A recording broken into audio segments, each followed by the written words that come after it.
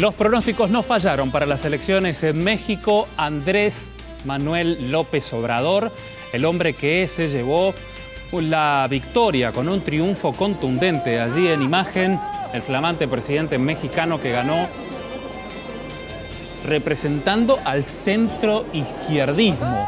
Más del 50% de los votos, lo que se considera un cambio histórico en el país, ahora lo vamos a analizar. Superó a la coalición de Ricardo Anaya, a José Antonio Meade del PRI y al intendente Jaime Rodríguez Calderón. A todos por más de 30 puntos. Los principales argumentos: la lucha narco, la lucha contra la corrupción. Se impuso en 6 de 9 gobernaciones, incluye Ciudad de México. López Obrador será presidente 6 años, sin reelección. Votaron 89 millones de personas. En juego 18.000 puestos, nunca tanto en la historia. López Obrador asumirá el 1 de diciembre y vamos a compartir lo que dijo con la victoria ya confirmada. Nos vamos a poner de acuerdo para que el país siga su marcha sin que haya crisis de ninguna índole, que la transición se dé con armonía, que la transición se dé de manera ordenada, pacífica.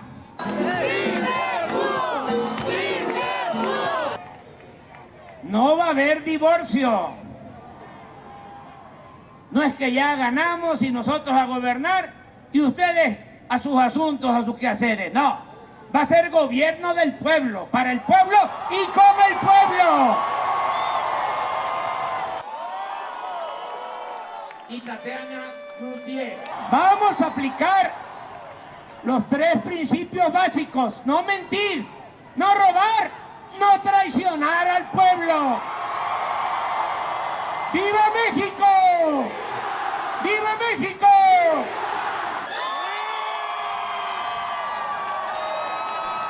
Bueno, el análisis de Ignacio Liendo, gracias por venir. No, Víctor, gracias como siempre a ustedes. Bueno, un cambio rotundo en uno de los principales países de la región. Sí se pudo, decía. Sí se pudo. La centro-izquierda, en este caso me apunta, bueno, Roncarte tiene razón. Aquí la centro-derecha, o en Estados Unidos, si se quiere también, siempre es sí se puede. Eso fue una invención de la campaña de Obama, claro, ¿no? Que fue copiada por la campaña de Cambiemos en Argentina directamente, y llama la atención que le haya copiado López Obrador, si se supone que es de extrema izquierda. Pero bueno, ya sabemos que hoy por hoy, en la sociedad líquida en que vivimos, el espectro izquierda-derecha está más o menos relativizado. Sí, es un cambio muy, muy importante para México. México viene de 6 años de gobierno del PRI, de Peña Nieto, un gobierno de corte estrictamente neoliberal, que ha fracasado en todos los planos, fundamentalmente lo que tiene que ver con la seguridad, la transparencia y la economía. Es un país con una gran desigualdad, con una gran violencia política ligada al narcotráfico y con una concentración de la economía extremadamente importante que hizo posible la victoria de Manuel López Obrador, que como él dijo recién, su eje discursivo, su eje en la campaña fue muy claro, o sea, con el pueblo, por el pueblo, para el pueblo, desde la transparencia, la democracia y pensando en clave nacional o en clave nacionalista. Nunca olvidemos lo que se dice siempre de México, ¿no? Tan lejos de Dios, tan cerca de Estados Unidos. Es el principal país de América Latina en la relación hemisférica con Estados Unidos. Hay temas comunes como tienen que ver con las migraciones, tienen que ver con el Tratado de Libre Comercio de América del Norte, una relación bilateral muy tensa que se ha hecho aún más intensa con el gobierno de Donald Trump, con lo cual ahí vamos a tener un capítulo muy importante respecto de las relaciones bilaterales entre México y Estados Unidos, por una parte, y por otra, entre México y los otros países de la región, Brasil, Argentina, Colombia, países que en los meses por venir también hay procesos electorales. Algunos analistas están de algún modo avisando que podría haber una contratendencia en la región hacia un giro a gobiernos de centro-izquierda, gobiernos populares o con mal llamado por ciertos sectores de los medios populistas, con lo cual hay que seguir muy de cerca lo que hace Andrés Manuel López Obrador respecto de esta cuestión. Otro tema muy, muy importante es que cuando esta vez acertaron las encuestas. Esta vez sí. Esta vez acertaron. Pensaba en base a lo que decías, que es muy, muy importante. Con sus vecinos de abajo tiene Sí. diferencias porque es contracorriente de todo lo que viene pasando en Latinoamérica. Y con su vecino de arriba también tiene algún temita, porque si era tenso, como vos marcabas, con Peña Nieto, que se puede sospechar que había algún punto de coincidencia en las maneras de pensar, no en el punto del muro y demás, las cuestiones migratorias no, pero quizá en ideología era más fácil que se acerquen posiciones Trump-Peña Nieto que Trump-AMLO. Claro, hay una broma que circula en los últimos días en Estados Unidos que se sospecha que puede haber un entendimiento con Trump y lo ponen a Andrés Manuel López Obrador como un clon o un término medio entre Bernie Sanders, aquel derrotado demócrata en la interna con Hillary Clinton, y el propio Trump. Claro. Con lo cual es un experimento muy interesante desde el punto de vista político, desde el punto de vista popular, y hay que seguir muy de cerca cómo se va a manejar con Trump, porque si bien se asocia a la izquierda y al nacionalismo, también es un pragmático. Lo demostró en su gestión en la alcaldía de la Ciudad de México. Vos sabés que la Ciudad de México es un monstruo desde el punto de vista demográfico, desde el punto de vista de la gestión, y le fue muy bien, con lo cual muchos prevén que pueda ser una muy buena gestión, más allá desde la ideología, pero sí desde el pragmatismo. Por eso, pragmáticos como son los empresarios que lo resistieron al principio, al final de la campaña, cuando veían, ya están acomodando. Se están acomodando. Fundamentalmente alguien que todos conocen, que es Carlos Slim, el dueño de Claro, que es una de las principales fortunas del planeta mexicano, rápidamente sobre los últimos tramos de la campaña apoyó, acordó a Andrés Manuel López Obrador y seguramente configurarán un programa conjunto con las élites económicas para seguir sosteniendo el poder real de la economía sin desoír el llamado popular que clama en favor de un cambio, de un verdadero cambio. Sí.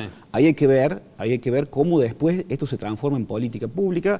Hay que seguir ahora los planes de transición. Él hizo énfasis en la transición, ¿viste? Porque de aquí al 1 de diciembre falta mucho. Hay un tramo. Hay un tramo importante. Ahí va a haber que trabajar muy bien la transición y a partir de ahí ver cómo se materializa en políticas prácticas, en políticas públicas prácticas, ese ideario que lo llevó a la victoria, ¿no? ¿Hay algo que deba llamarnos la atención para esta parte en función de la relación con el nuevo presidente mexicano o la prioridad para ellos es otra? Bueno, yo creo que es muy importante tu pregunta por dos motivos. Primero, esto que siempre decimos aquí, la política es el territorio de lo contingente, nada es para siempre y todo puede cambiar. Derrota estrepitosa del PRI, un partido que había construido una hegemonía desde la década del 30 del siglo XX, por más que en la década de los 90 y recientemente se había corrido del eje de la centralidad, con Peña Nieto lo había recobrado y ahora es derrotado estrepitosamente. Vos lo dijiste en la presentación, López Obrador no solamente se queda con la presidencia, sino con la mayoría en ambas cámaras. Todo, se queda con todo, con 5 de 9 distritos de estados provinciales, diríamos aquí. Con lo cual se construye una nueva hegemonía. Eso por una parte, eso le da un piso político muy importante y allí, desde López Obrador, prestemos mucha atención a las elecciones. ¿Qué va a pasar finalmente con la candidatura de Lula en Brasil? Claro. Entonces, esa es la que viene, ese es esa el es turno que viene. El turno que viene en octubre, la audiencia tiene que estar muy atento a eso. Puede volver a haber, como están diciendo muchos analistas, si el Partido de los Trabajadores en Brasil pudiera consolidar la candidatura de Lula más allá de las cuestiones judiciales y ganar las elecciones, podría de nuevo haber un eje entre México y Brasil, un México que miraría previsiblemente más hacia el sur, podría generar una nueva alianza y volver a reflotarse todas esas instituciones que se habían creado para la integración en términos de pares de los países de América Latina, en diferencia con Estados Unidos y en diferencia de lo que ocurrió, por ejemplo, en la Cumbre de Lima, cuando nuestro país abandona UNASUR y otros países. O sea que con lo cual no está resuelta esa contradicción de principios del siglo XXI, entre por un lado los gobiernos populares y por otro lado los gobiernos más neoliberales. Ahí la discusión se recicla, se reconfigura y abre el juego a nuevas posibilidades, ¿no? Siempre un gusto escucharte. Gracias, Ignacio. Gracias a ustedes.